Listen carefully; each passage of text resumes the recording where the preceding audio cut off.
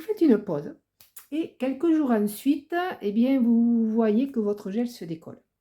Alors forcément, il y a des questions qui interpellent. Est-ce que c'est le gel? Est-ce que c'est la prothésiste? Ou est-ce qu'il y a d'autres raisons peut-être à ce décollement? Eh bien, aujourd'hui, je vous explique les 5 causes les plus fréquentes qui font que votre gel peut se décoller. L'erreur numéro 1, je dirais, c'est avant tout la plus importante, c'est la préparation insuffisante de l'ongle. Ce qu'il est bien évident que c'est quand même le plus important, que la plaque des ongles soit très bien préparée, que tous les protocoles soient respectés. Et déjà, à la base, c'est ce qui va aider à la tenue, hein, et à la solidité de la pose. Place maintenant à la deuxième erreur. Alors, sachez que nos ongles, forcément, sont très sollicités dans la journée, avec le ménage, avec le bricolage, le jardinage. Bien souvent, on va ouvrir des boîtes avec nos ongles, ou on va même ouvrir des canettes. Il y a plein de petites choses comme ça que l'on ne fait pas attention, qui sont un peu trop costauds pour les ongles. Sachez, mesdames, que les ongles ne sont pas des outils et encore moins des tournevis.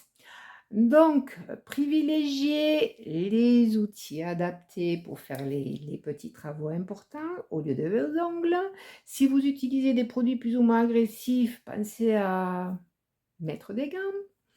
Et faites attention quand vous faites les tâches plus ou moins importantes. Ça vous permettra d'éviter les petits chocs successifs qui vont pouvoir causer ces petits décollements. La troisième cause. Certaines particularités de l'ongle.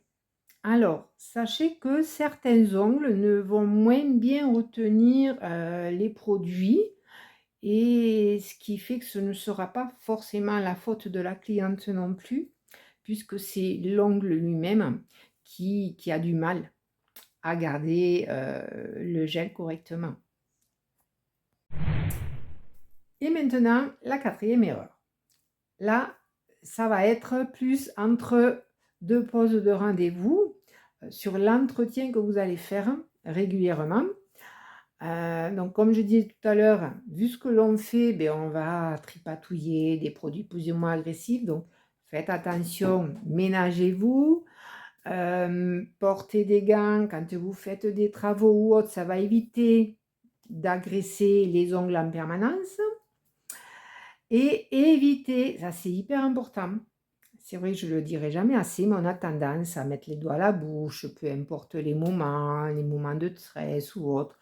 On va grignoter, on va essayer de soulever le gel. Essayez vraiment de ne pas y toucher, de pas décoller le gel, de ne pas vouloir l'arracher, parce que ça c'est pareil, c'est des petits micro-chocs qui vont permettre de soulever le gel. Et donc, forcément, de faire des petits décollements. Et la cinquième erreur, pas la moindre, c'est le délai entre deux rendez-vous.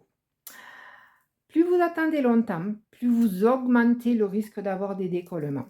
Je vais vous expliquer peut-être juste voilà, vous allez regarder, vous allez comprendre pourquoi. Vous avez votre ongle, le gel. Petit à petit, quand il pousse, hop, le gel, il reste plus du tout à la même place. Il arrive un moment, vous avez vu, ça peut casser. Voilà, je crois que c'est la meilleure explication pour comprendre pourquoi il ne faut pas trop attendre entre deux rendez-vous de remplissage. Eh bien, j'espère que cette vidéo vous aura permis de mieux comprendre d'où viennent vos décollements. Comme vous l'avez vu, il n'y a pas une seule raison, une seule cause, mais il peut y avoir justement plusieurs causes possibles à ce souci-là. Et avant de nous quitter, voici la question d'une cliente. Odile, est-ce qu'il est nécessaire de laisser respirer les ongles entre deux pauses? Eh bien, sachez que nos ongles, mesdames, n'ont pas de poumons. Donc, ils ne respirent pas. Ce qui fait qu'à partir du moment où vos pauses sont correctement effectuées, vous n'avez pas besoin de les laisser sans rien, on va dire, de temps en temps.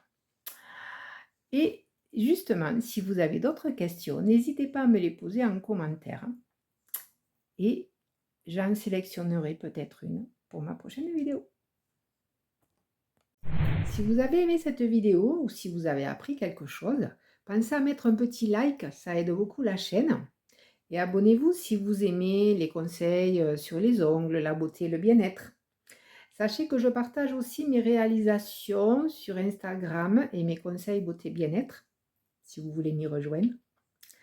Je vous remercie d'avoir regardé cette vidéo. Prenez bien soin de vous et de vos ongles. Et je vous dis à bientôt sur Odile Beauté Bien-être.